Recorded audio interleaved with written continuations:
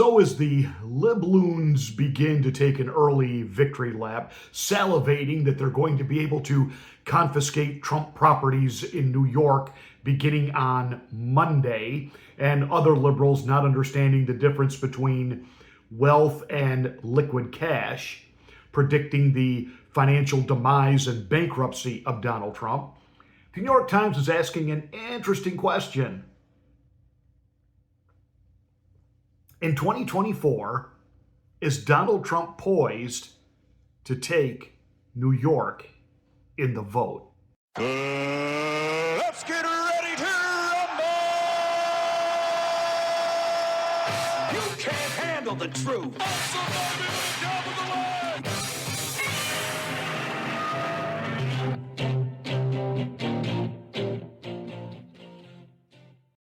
Hi, I'm Pastor Marty. This is the Afternoon Drive. Please make sure that you are subscribed to the channel. Once you are, smack the bell, click the word all. That'll give you a notification of my rants, my ravings, my undeniable, flawless reasonings. Please then like and share this video. That's how we get the word out that we're here. Welcome to the Afternoon Drive.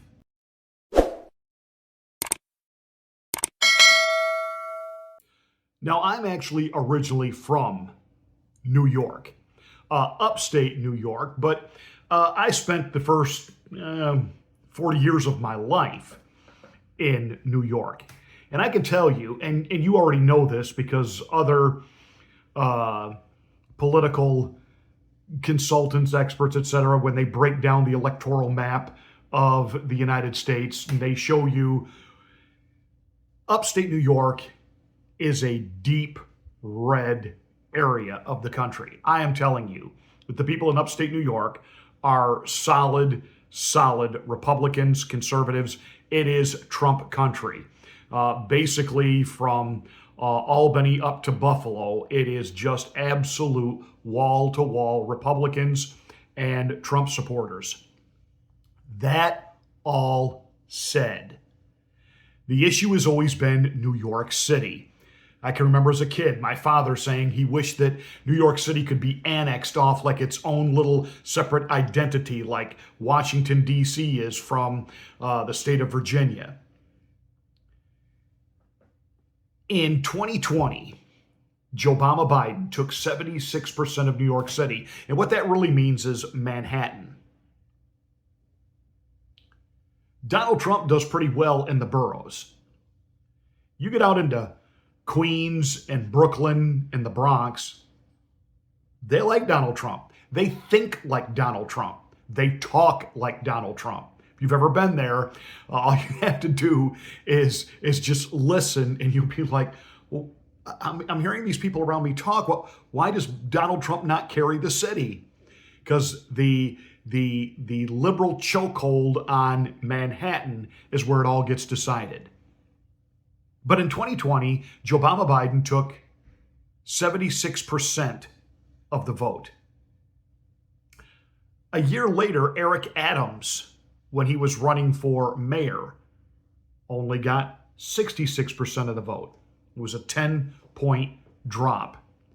And in a recent poll done by the New York Times, consisting of just shy of 7,000 New Yorkers, half want to leave the city. Half don't like the direction of the city. Half hate what they see as a broken city and no one knows how to do anything about it. And yet there's this part of you that thinks, but you voted for this.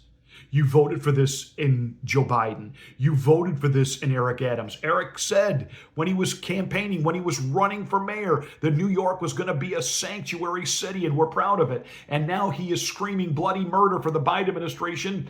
Stop, we can't handle anymore.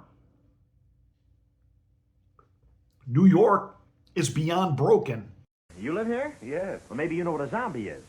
When a person dies and is buried, it seems there's certain voodoo priests who have the power to bring him back to life. How horrible.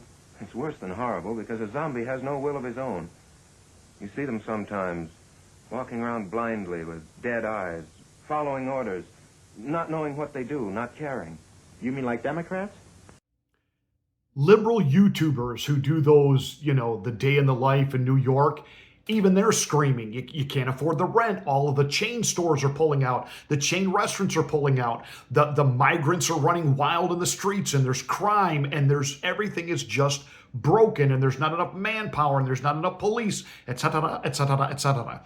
And yet some of us sit back and go, this is what you voted for. The question the New York Times is asking, have even the liberals in New York had enough? Is there the tipping point now that, they understand that it's time to bring an adult in and fix it? Back in the day, it was Rudy Giuliani, the Republican. And I remember the visceral, nasty campaigns that were run against him, but he got elected, and everybody feared, this Republican conservative guy. He really wasn't a conservative, but he was a fiscal conservative. He was a great organizer, and he fixed the city, cleaned up Broadway, and made it viable for tourists to want to go to New York by making the streets in Manhattan safe again.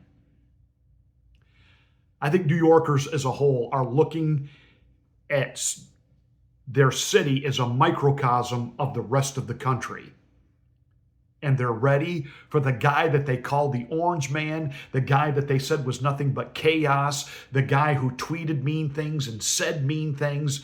They're ready for him, the adult, to come back and fix things. Fix things like the economy, fix the border, get the prices down, get the inflation under control, make it safe again. Now, that doesn't mean they have become ideologically identified with Donald Trump, but they've had enough of all this. You've got even Anna Kasparian at the Young Turks. She is done with the progressive movement, so she says. Cenk Uygur's losing his mind over it. But this is interesting, and I said this back in 2020. If you really took a real look at the numbers, I'm wondering then if Donald Trump actually won New York. I'm serious. That's one of those places the Democrats don't need to pull any quote-unquote shenanigans there. That's one of those places, they just got it in the back of their mind. It's a lock. We got it. We're going to win it no matter what. So they didn't worry about pulling off anything there. Because you notice on any election night, as soon as the polls close in New York at 9 p.m., at 9 p.m. and 13 seconds, every network in the country automatically gives the state to whoever the Democrat is. You often wonder, what if they took an actual real look at those numbers? A real look at those numbers.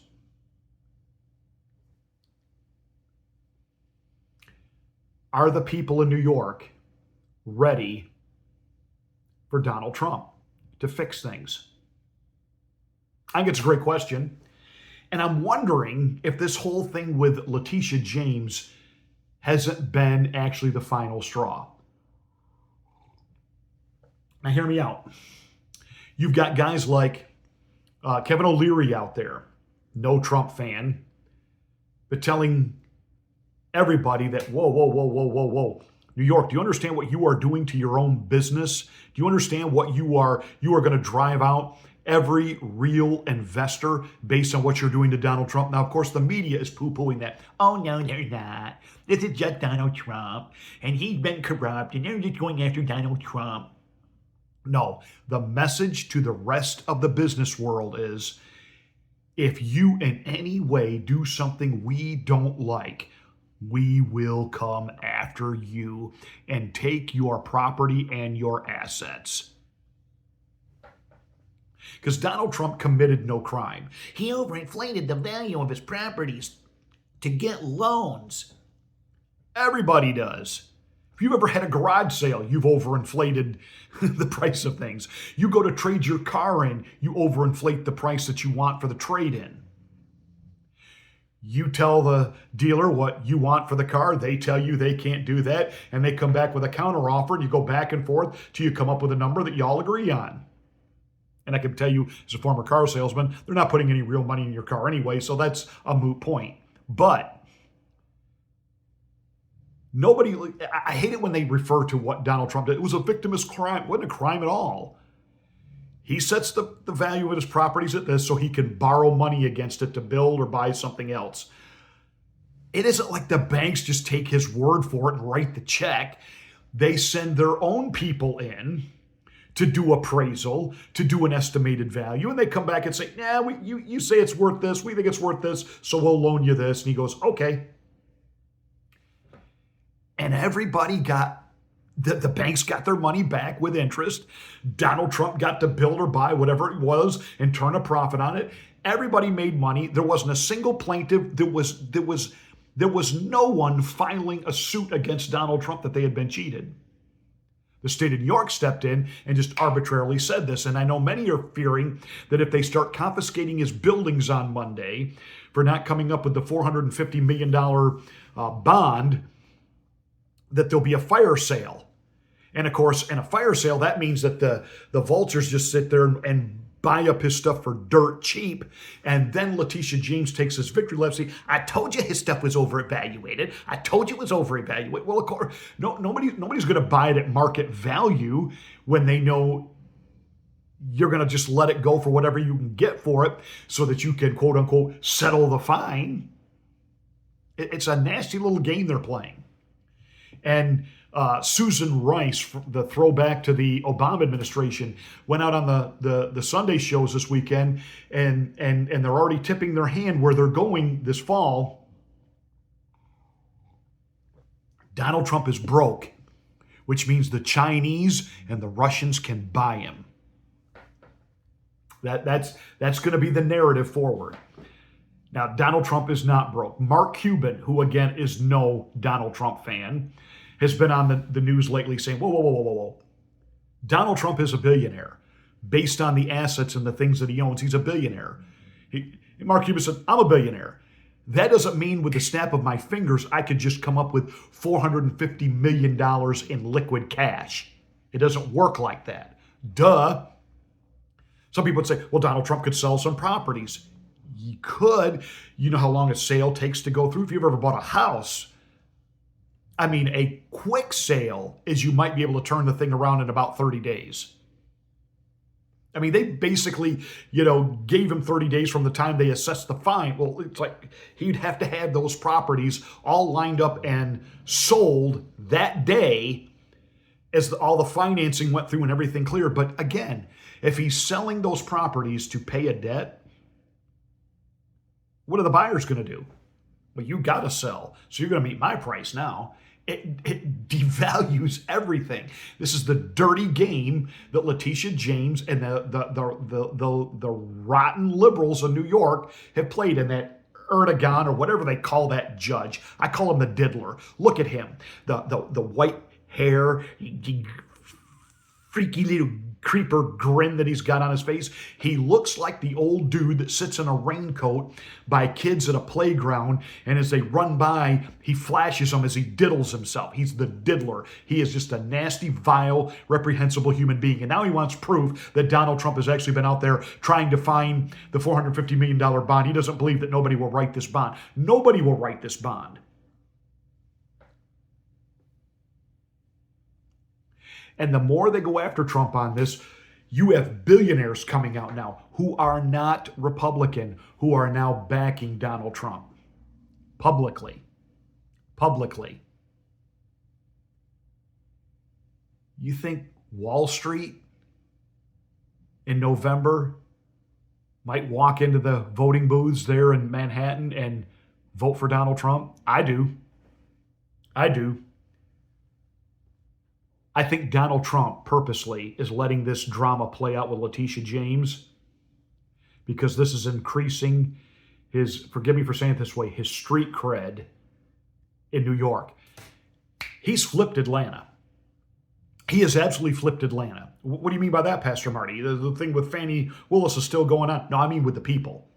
He has flipped Atlanta.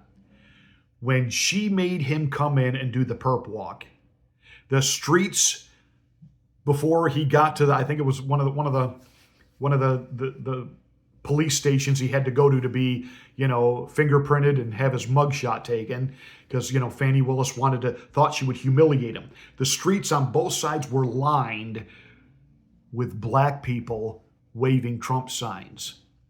Black people who know what it is to be wrongfully harassed by the police and the district attorney's offices.